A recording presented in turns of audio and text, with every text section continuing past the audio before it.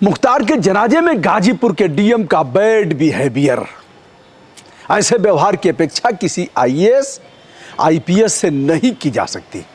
गाजीपुर की जिलाधिकारी आर्या अखौरी ने जिस प्रकार का व्यवहार किया मुख्तार के जनाजे के समय, मिट्टी देने के समय, उस पर उसका संज्ञान लेते हुए अखिल भारतीय सेवाएं आचरण नियमावली 1968 के नियमों को तार तार इन्होंने किया है। डीएम पर शासन को एक्शन लेना चाहिए। ऐसी महिला इस प्रकार के जिम्मेदार पद पर रहने के लायक नहीं है, ऐसा कहना है पूर्व आईपीएस अमिताभ ठाकुर का, जिन्हें जबरिया सेवानिवृत्ति दी गई।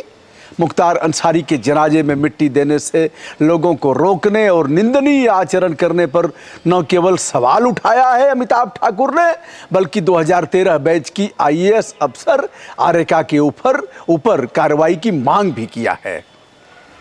अमिताभ ठाकुर मुख्तार अंसारी के बड़े भाई सांसद अफजाल अंसारी और डीएम आरेका अखौरी के तल्ख बातचीत को लेकर कहते हैं कि हिंदू धर्म को अंतिम यात्रा में कंधा देने, यानी हिंदू धर्म के जो मतावलंबी हैं अंतिम यात्रा में उन्हें कंधा देने, पार्थिव शरीर को पंचतत्व में विलीन होने के दौरान लकड़ियों का इंतजाम करने, घी, तिल, सरपत, कुश, कफन, बांस, लकड़ी की डोली सहित अन्य सामानों की व्यवस्था सामूहिकता के आधार पर किया जाता है।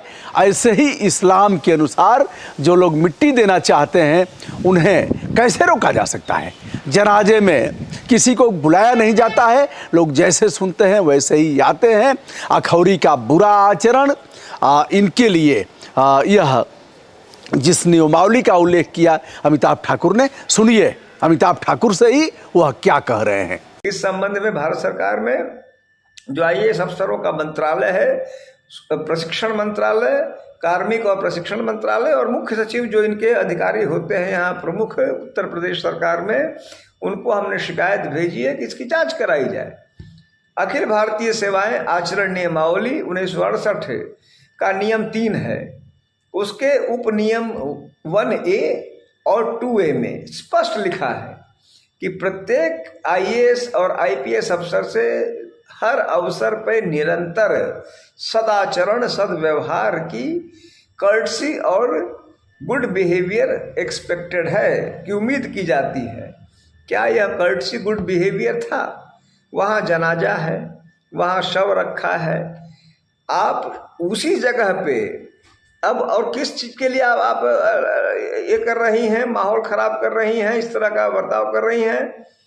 नारे क्यों लगाए? अरे भाई, मान लीजिए कि हमारा कोई चाहने वाला था, वो नहीं रहा, हम उसकी याद में 2 शब्द नहीं उसकी याद भी नहीं ताज़ा कर सकते। हम नहीं कह सकते कि फलां जिंदाबाद। आपको नहीं अच्छा लगता है उसका नाम, मैं समर्थक रहा, मैं उसका स्नेह सिक्त रहा, तो मैं उसका नाम भी न लूँ एक मृत व्यक्ति का? इसके लिए कौन से नियम, कौन से कानून?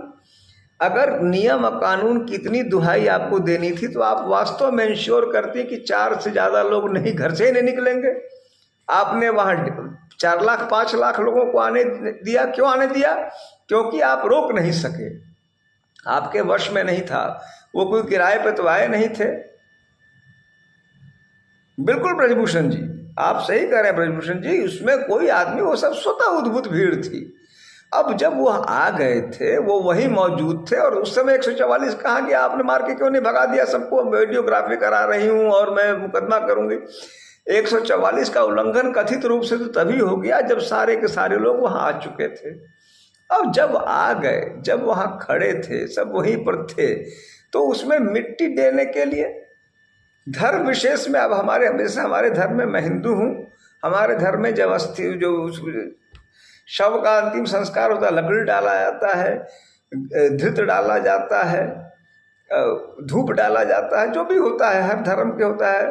तो अब कोई कहे कि भाई बने कि 2 ही आदमी धृत डालेंगे, 1 ही आदमी धृत डालेगा, 2 ही आदमी धूप डालेंगे, यह तो मतलब मैं समझता हूँ कि यह तो अशोचनीय स्थिति है। कब्रिस्तान में, शमशान स्थल पे अंदर में कोई कैसे अपने मृत के प्रति क्या आचरण और कार्य करेगा? यह संविधान का सीधा सीधा उल्लंघन है। जो धार्मिक स्वतंत्रता का है, जो हमारे अन्य अधिकार हैं, सिर्फ धार्मिक स्वतंत्रता का ही नहीं है, हर अधिकार का उल्लंघन है कि हम अपने मृत शरीर के साथ, जिसको हमने अंदर लिटा दिया, हम अगर मिट्टी 4 की जगह 14 डाल देंगे। आप कह रहे हैं कि मैं गिनती नहीं करूंगी और 5 से ज़्यादा ना हो, और उस पर लड़ाई और उस पर उत्तेजना फैलाना। यह जानते समझते कि कल को मान लीजिए कि वहाँ पर वह भीड़ उत्तेजित हो जाती, कोई जानता नहीं है, किसी को क्या लग जाए, कोई भगदड़ मच जाती, तो आप कहते देखिए तो अपराधी थे, सब जानते थे कि अपराधी थे और अपराधी वाला आचरण किया। कितना जज्ब किया होगा उस भीड़ ने कि मिट्टी डालने में प्रतिबंध, नारे लगाने में प्रतिबंध। और इतना ही नहीं, आप कह रहे मुकदमा दर्ज करा देंगे। अरे भाई, किस बात का मुकदमा दर्ज करा देंगे? क्या गुनाह किया है हमने? हम मिट्टी डाल रहे हैं, हम मृत व्यक्ति को याद कर रहे हैं, तो गुनाह कर दिया। 144 तो ये कहीं नहीं कहता। मैं सहमत हूं ब्रजभूषण जी कि इस मामले में भी कार्रवाई होनी चाहिए। इस बात से भी सहमत हूं आपसे कि उसकी सीबीआई जांच होनी चाहिए, उत्तरदायित्व तो नियत होना चाहिए। अब यह सरकार क्या करेगी, सरकार क्या नहीं करेगी, इसकी इच्छा पे है। अक्सर देखता हूं कि उनको मुख्तार अंसारी को तो भाई आपने कहा कि अब जैसे मैं कल देख रहा था, कल किसी ने भेजा, प्रदेश के पूरे देश के गृह मंत्री ने कल कहा शायद किसी सभा स्थल में कि हमने मुख्तार अंसारी को का अंत करा दिया। अब बताइए, यहाँ तो सरकार कहते नहीं थक रही कि अपनी मौत मरे, हृदय गति से मरे।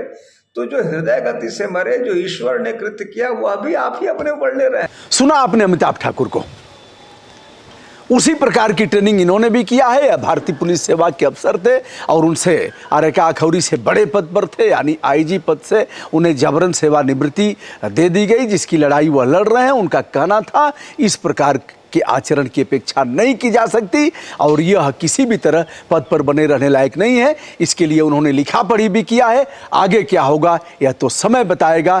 फिलहाल यह वीडियो काफ़ी वायरल हुआ है, डीएम और अफजाल अंसारी के बीच जो इस तरह का वाद विवाद और प्रतिवाद हुआ उसे लेकर। धन्यवाद। मैं हूं ब्रजभूषण दुबे, आदरपूर्वक हमारा प्रणाम स्वीकार करें।